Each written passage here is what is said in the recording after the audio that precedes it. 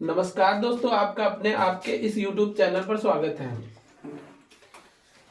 आज एक नए टॉपिक के साथ आए हैं और इस टॉपिक के बारे में आपको समझाएंगे। नया टॉपिक है गोलीय दर्पण। गोलीय दर्पण के प्रकार दो होते हैं। एक होता है अवतल दर्पण, सेकंड होता है उत्तल दर्पण। तो बात करें सबसे पहले अवतल दर्पण की, तो अवतल दर्पण की परिभाषा क्या होती है और इसकी परिभाषा जो है वो बहुत ही सरल है। लिखिए बच्चों, ऐसा दर्पण जिसका उभरा हुआ भाग पॉलिश होता है और धंसा हुआ भाग परावर्तक पृष्ठ होता है। रिपीट कर रहे हैं एक बार फिर से। ऐसा दर्पण जिसका उभरा हुआ भाग पॉलिश होता है और धंसा हुआ भाग परावर्तक पृष्ठ होता है। ये इसका एक उभरा हुआ भाग है, बाहर का भाग जो पॉलिश होता है, और जो ये अंदर का भाग होता है इस पर कोई आपतित किरण पड़ती है, टकराने के पश्चात वह वापस चली आती है। नेक्स्ट जो है वो है सेकेंड दर्पण, जिसे बोलेंगे उत्तल दर्पण। उत्तल दर्पण क्या होता है, इसकी परिभाषा लिखिए बच्चों। ऐसा दर्पण जिसका धंसा हुआ भाग पॉलिश होता है, उभरा हुआ भाग परावर्तक पृष्ठ होता है। रिपीट कर रहे हैं, नेक्स्ट दोबारा परिभाषा। ऐसा दर्पण जिसका धंसा हुआ भाग पॉलिश होता है, उभरा हुआ भाग परावर्तक पृष्ठ होता है, ऐसे दर्पण को हम उत्तल दर्पण बोलते हैं। नेक्स्ट आपको परिभाषाएं बताते हैं। गोलीय दर्पण से संबंधित कुछ परिभाषाएं, वो परिभाषाएं क्या हैं मैं बता रहा हूं आपको। जैसे फोकस दूरी किसे कहते हैं और वक्रता त्रिज्या किसे कहते हैं, और नेक्स्ट चीजें आपको बताएंगे मुख्य अक्ष किसे कहते हैं, और आपको बताएंगे कि मुख्य फोकस किसे कहते हैं। तो अगर हम कोई दर्पण ले लें, चाहे अवतल दर्पण ले लें चाहे उत्तल दर्पण ले लें। अगर बात करते हैं सबसे पहले हम अवतल दर्पण की, तो अवतल दर्पण में कुछ परिभाषाएं बताएं। जैसे कि सबसे पहले फोकस दूरी, जो बहुत ही इंपॉर्टेंट परिभाषा है और पेपर में भी आने के चांस ज्यादा रहते हैं, जिसे फोकल लेंथ बोलते हैं। परिभाषा क्या होती है, सबसे पहले अगर हम दर्पण बनाना चाहें तो दर्पण बना लें और इसका बाहरी भाग पॉलिश कर लें, और हम क्या करें, इसकी एक मुख्य अक्ष रेखा बना लें। मुख्य अक्ष रेखा पर फोकस बिंदु F और वक्रता केंद्र C के सेंटर में बिंदु होता है जिसे बोलते हैं फोकस, और यहां पर दर्पण का ध्रुव P होता है। अगर बात करें फोकस दूरी किसे कहते हैं, तो फोकस दूरी क्या होती है, लिखिए बच्चों, दर्पण के ध्रुव P और मुख्य फोकस F के बीच की दूरी को फोकस दूरी कहते हैं। रिपीट कर रहे हैं एक बार फिर से, लिखिए परिभाषा। दर्पण के ध्रुव P मुख्य फोकस F के बीच की दूरी को फोकस दूरी कहते हैं। नेक्स्ट बात करते हैं, तो वक्रता त्रिज्या क्या होती है। वक्रता त्रिज्या ये भी इंपॉर्टेंट परिभाषा है जो पूछी जा सकती है। क्या होती है वक्रता त्रिज्या की परिभाषा, दर्पण के ध्रुव P और वक्रता केंद्र C के बीच की दूरी को वक्रता त्रिज्या कहते हैं। दर्पण के ध्रुव P और वक्रता केंद्र C के बीच की दूरी को वक्रता त्रिज्या कहते हैं। फिर बात करते हैं कि मुख्य अक्ष क्या होती है। मुख्य अक्ष किसे कहते हैं, मुख्य अक्ष। मुख्य अक्ष क्या होती है, मुख्य अक्ष एक रेखा होती है जो दर्पण के ध्रुव P और वक्रता केंद्र C को मिलाने वाली रेखा होती है।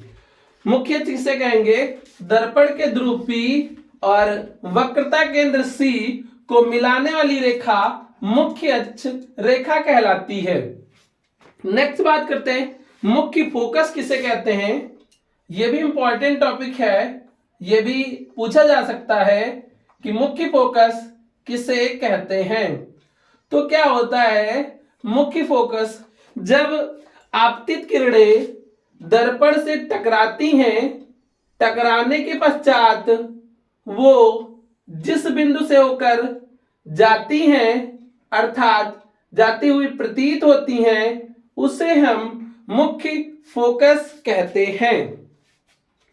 नेक्स्ट और भी परिभाषाएं हैं, लेकिन वो ज्यादा महत्वपूर्ण नहीं है, जो बोर्ड एग्जाम में पूछी जाती हैं। नेक्स्ट बात करते हैं कि दर्पण जो बताएं दो प्रकार का होता है, एक उत्तल दर्पण और एक अवतल दर्पण।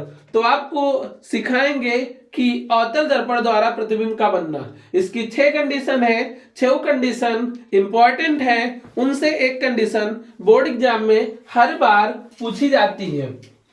तो टॉपिक स्टार्ट करते हैं। कौन सा? अवतल दर्पण द्वारा प्रतिबिंब का बनना। तो हेडिंग डाल लीजिए, अवतल दर्पण द्वारा, अवतल दर्पण द्वारा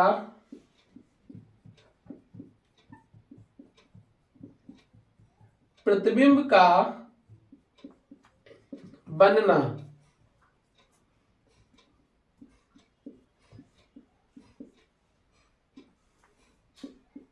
इसकी टोटल 6 कंडीशन है।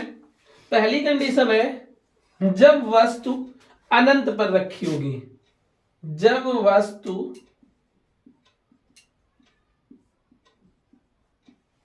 अनंत पर रखी होगी।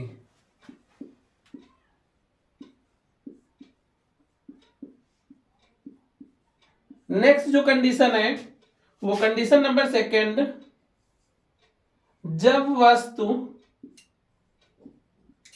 अनंत और वक्रता केंद्र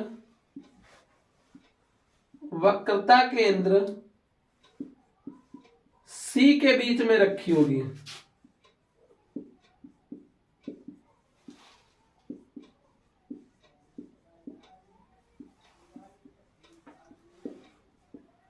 नेक्स्ट आपको बताते हैं तीसरी कंडीशन, वो क्या होती है?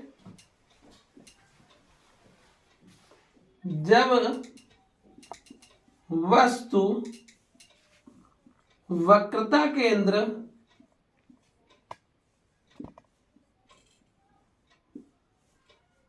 C पर रखी हो।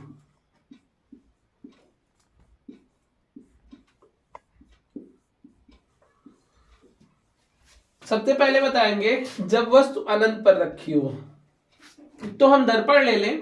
कौन सा दर्पण लेंगे? अवतल दर्पण। तो अवतल दर्पण ले लें और इस दर्पण पर मुख्य अक्ष रेखा बना लें, जो दर्पण के ध्रुव P और वक्रता केंद्र C को मिलाएगी, और इसके सेंटर में एक बिंदु होगा जिसे बोलेंगे फोकस F। यहां कोई अनंत बिंदु है जहां पर वस्तु रखी है, इससे कोई आपतित किरण आ रही है और इस तल से टकराने के बाद फोकस से होकर वापस जा रही है। कहां से होकर गुजर रही है? फोकस से होकर। नेक्स्ट और भी कुछ आपतित किरणें आ रही हैं जो परावर्तक तल से टकराकर फोकस से होकर गुजरेंगी। इसका जो प्रतिबिंब होगा वो कैसा बनेगा? बिंदु के आकार का, अर्थात बहुत ही छोटा बनेगा। और प्रतिबिंब कैसा बनेगा? वास्तविक बनेगा। तो वास्तविक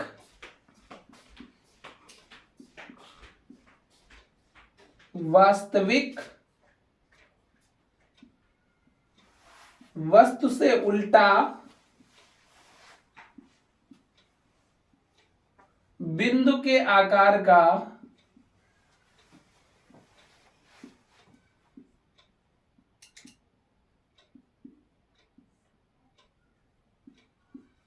वास्तविक वस्तु से उल्टा बिंदु के आकार का बनेगा। नेक्स्ट जब वस्तु अनंत और वक्रता केंद्र सी के बीच में रखी हो। तो सबसे पहले दर्पण ले लेंगे। कौन सा दर्पण? अवतल दर्पण लेंगे और इसकी एक मुख्य अक्ष रेखा बना देंगे जिस पे फोकस बिंदु एफ हो, वक्रता केंद्र सी हो। अब हमको वस्तु कहां पर रखना है? अनंत और वक्रता केंद्र सी के बीच में। तो ये मैंने वस्तु रख दी अनंत और वक्रता केंद्र सी के बीच में। वस्तु का नाम दे लें ओ, ओ डैश। यहां से कोई आपतित किरण जा रही है और परावर्तक पृष्ठ से टकराने के पश्चात फोकस से होकर गुजरेगी। दूसरी किरण वक्रता केंद्र सी से होकर जाएगी, वक्रता केंद्र सी से होकर, जो वक्रता केंद्र सी से होकर जाती है वह पुनः उसी माध्यम में वापस भी लौट आती है। तो इसका प्रतिबिंब बनेगा सी और एफ के बीच में। प्रतिबिंब आई, आई डैश और वस्तु ओ, ओ डैश। तो प्रतिबिंब कैसा बनेगा? वास्तविक वस्तु से उल्टा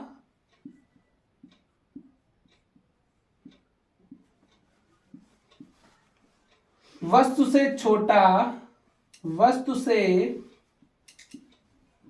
आकार में छोटा,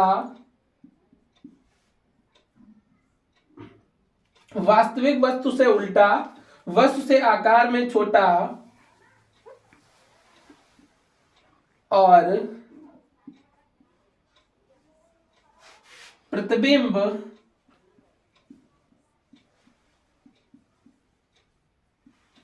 सी और एफ के बीच बनेगा। अर्थात कह सकते हैं कि प्रतिबिंब वक्रता केंद्र सी और फोकस एफ के बीच में बनेगा। नेक्स्ट कंडीशन जो बहुत ही इंपॉर्टेंट है, जब वस्तु वक्रता केंद्र सी पर रखी हो। तो कंडीशन इसके लिए आपको बताते हैं।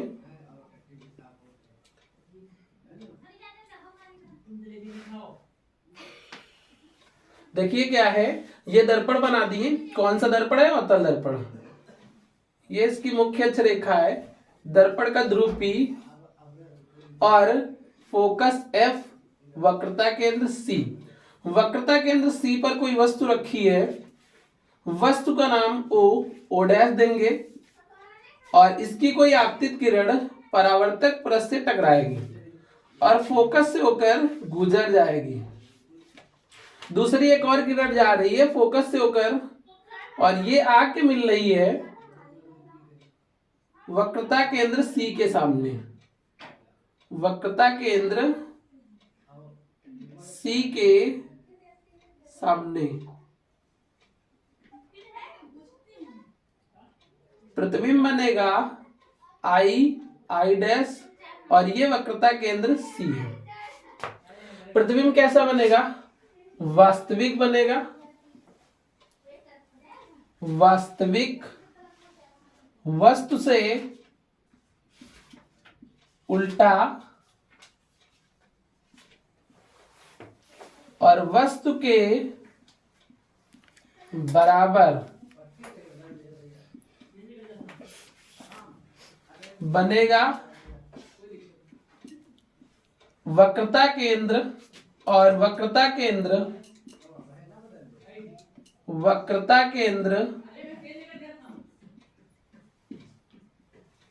सी पर बनेगा। नेक्स्ट कंडीशन जो है, जब वस्तु वक्रता केंद्र सी और फोकस एफ के बीच में रखी हो। जब वस्तु वक्रता केंद्र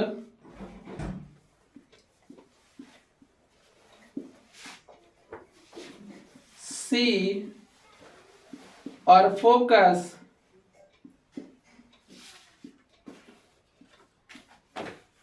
एफ के बीच रखी हो।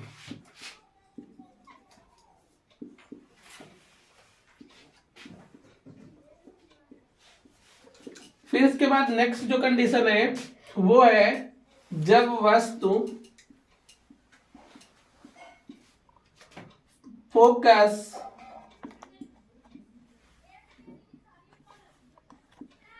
F पर रखी हो।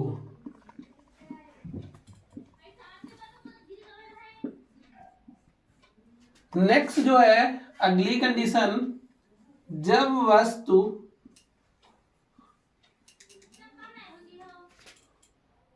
फोकस F और दर्पण के ध्रुव P के बीच रखी हो।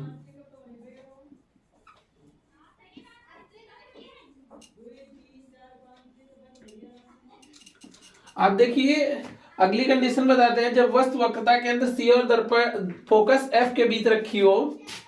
जैसे हम क्या करेंगे, एक दर्पण बना ले। ये कैसा दर्पण है?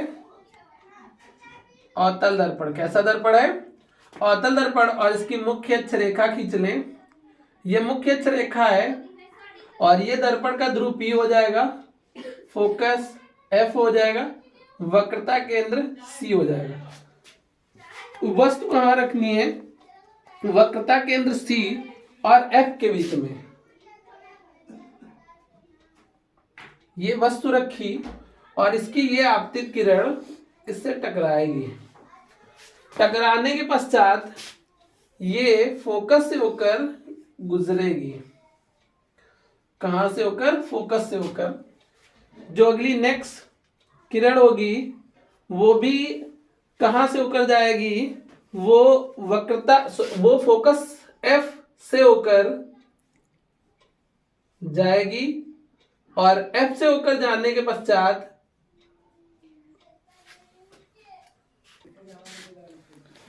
इसका प्रतिबिंब कहां बनेगा? वक्रता केंद्र C से बाहर की ओर। तो ये किरण ऐसे खींचेंगे, जो प्रतिबिंब है इसका वो कहां बनेगा? C से बाहर की ओर। तो इसका किरण आरेख दोबारा फिर से खींच देते हैं। ये जो फोकस से होकर जाएगी किरण, ये ऐसी सीधी जाएगी और नेक्स्ट जो ये फोकस से होकर गई और परावर्तक तल से टकराने के पश्चात ये भी सीधी आएगी। तो इसका प्रतिबिंब जो बनेगा वो कहां बनेगा? C से बाहर की ओर। I dash. वस्तु थी O डैश। इसका प्रतिबिंब कैसा बनेगा? वास्तविक बनेगा। वास्तविक I डैश वास्तविक प्रतिबिंब बनेगा। वस्तु से उल्टा वस्तु से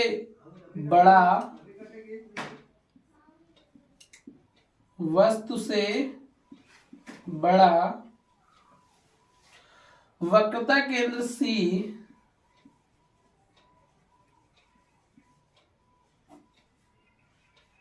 और अनंत के बीच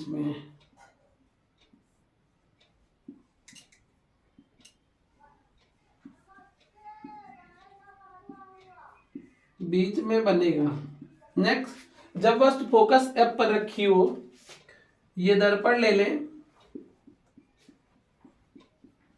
अवतल दर्पण, और ये मुख्य अक्ष रेखा हो जाए, ये दर्पण का ध्रुव P हो जाए, ये फोकस F, वक्रता केंद्र C। वस्तु कहां रखी है? फोकस F पर। तो जो वस्तु फोकस F पर रखी होगी तो परावर्तक तल से टकराने के पश्चात फोकस से होकर गुजरेगी। फिर जो नेक्स्ट जो किरण जाएगी वो वक्रता केंद्र C से होकर यह इसी माध्यम में जाएगी और यह पुनः वापस भी आएगी। इसका प्रतिबिंब कैसा बनेगा? वास्तविक बनेगा।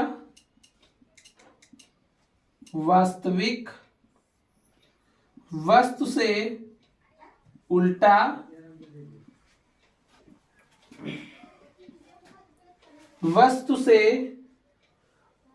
उल्टा बनेगा और अनंत पर बनेगा, अनंत पर बनेगा। वस्तु से बहुत बड़ा प्रतिबिंब बनेगा, वस्तु से बहुत बड़ा प्रतिबिंब बनेगा, बहुत बड़ा बनेगा। नेक्स्ट, जब वस्तु दर्पण के ध्रुव P और फोकस F के बीच रखी हो तो सर्वप्रथम हम दर्पण बनाएंगे। कैसा दर्पण बनाएंगे? अवतल दर्पण बनाएंगे। और अवतल दर्पण बनाने के बाद हम इसकी एक मुख्य अक्ष रेखा बना लेंगे। ये इसका दर्पण का ध्रुव P होगा और फोकस F होगा, वक्रता केंद्र C होगा। वस्तु रखी है दर्पण के ध्रुव P और फोकस F के बीच में। तो ये आपतित किरण जाएगी परावर्तक तल से टकराने के पश्चात फोकस से होकर ये गुजरेगी और ये आगे की ओर भी आपतित होती दिखाई देगी। जो दूसरी किरण होगी वो वक्रता केंद्र C से होकर जाएगी और इसी माध्यम में वापस भी लौट आएगी। फिर आगे जाके इसका प्रतिबिंब बनेगा दूसरी तरफ I डैश और वस्तु है O डैश। प्रतिबिंब कैसा बनेगा? आभासी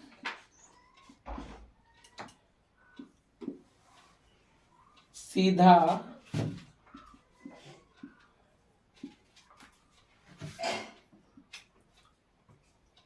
वस्तु से बड़ा बनेगा।